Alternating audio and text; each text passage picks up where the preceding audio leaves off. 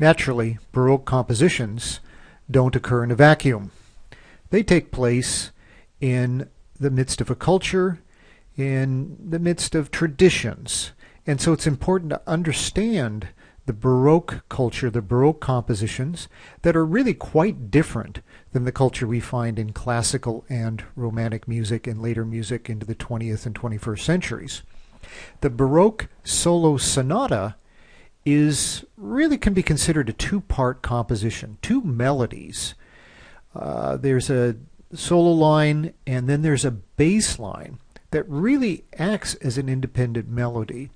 These parts often are in dialogue, and when they speak to each other, you should consider, when you make ornamentation, to have the ornaments participate in the dialogue between the two voices. Let's take a real close look here at the Galliard Sonata, the very first of the 6 sonatas, and I think we can very clearly see the dialogue here.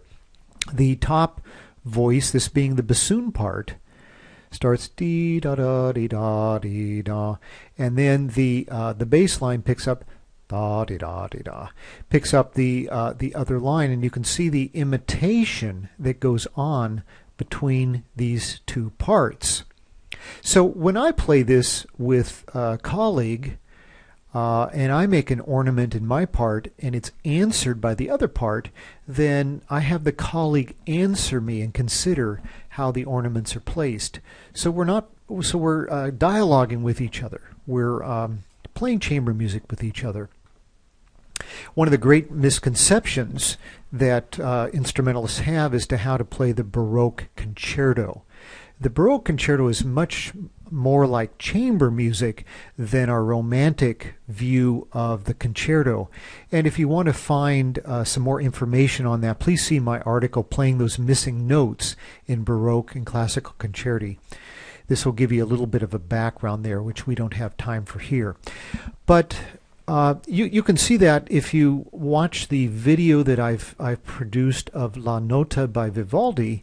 You'll see that there are cadenzas shared among several instruments, that there really is a dialogue that occurs as part of our performance of this Baroque concerto. And I think it's important to consider that. Don't consider that you as soloist are apart from all the other musicians, but instead you have to consider how your part fits with the whole. Here's some ideas of what I think is part of the purpose besides ornamentation, other than the fact that it's historically correct. One purpose of ornamentation is to lend variety. The music should be just full of pleasure and surprise and interest, and as a performer, you should be giving variety to these compositions.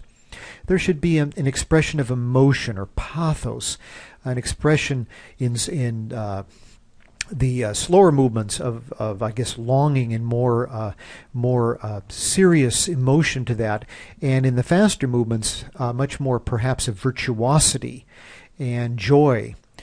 One of the things I love, of course, about this period is it allows each performer to give a unique expression of their interpretation of the music as well as their abilities as a performer. So use the music as a platform to express yourself. Now, when you're considering the context of where you're going to be placing your ornaments and your ornamentation, you must understand figured bass.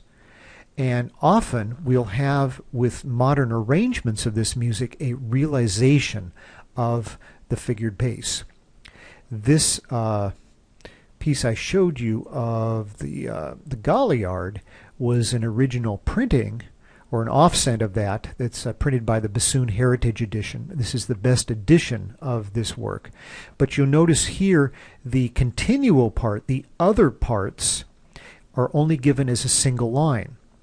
At that time, the harpsichord player and the cellist would play this bottom line. They're called continuo. Continuo is more than one instrument. It's actually usually two. You usually have a keyboard instrument and then a bass instrument. The keyboard player would then improvise chords above this bass line. And these numbers and these symbols, sharps and naturals and flats, would indicate the notes above that bass line that were to be played. Let's take a look at this particular edition here. This is an outstanding edition of the Telemann Sonatina, published by Schott. And in this Sonatina by Telemann for bassoon or cello, we see here what we call a realization. A realization is when a modern edition, an editor in a modern edition, supplies the upper chords that were not originally in the piece. The original piece, the original composition by Telemann was again two parts. You had one part up here, one part down here, melody up here. This melody, of course, supports the harmony. And then down below here, we have the figures that indicate the chords above. So with this edited version, we see it realized. We see the chords put in there. But the treble clef chords were not original to Telemann, but that is supplied by our editor. When you work on your ornaments and you need to be aware of chords, you can look at the harmonies given by the editor in order to decide which notes would best fit. Or you can look at the figured bass if you know how to read that. So it is quite critical that you understand the harmonies. You cannot ornament a bassoon part, flute part, whatever, only looking at the solo part.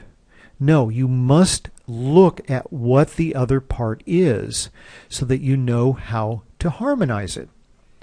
Going back to our original printing here, the offset, the bassoonist would actually at this time, during Galliard's time, be reading the music off this page. The bassoonist would read here, the harpsichordist, the cellist would read here. And so the bassoonist would see what the other part is like. That would be the context for Baroque music then.